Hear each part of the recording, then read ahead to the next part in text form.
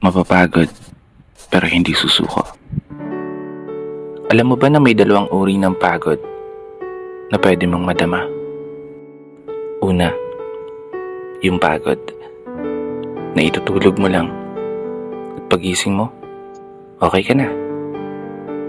Pero may isang uri ng pagod na talagang kakaiba.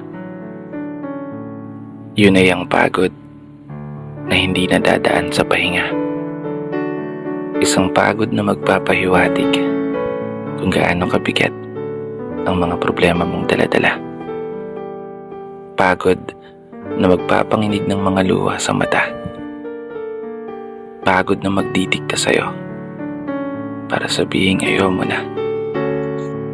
Mapapatanong ka na lang talaga, saan nga bang direksyon ng aking mga paa? Mga paang tila pagod na sa kakahakbang. Mga paang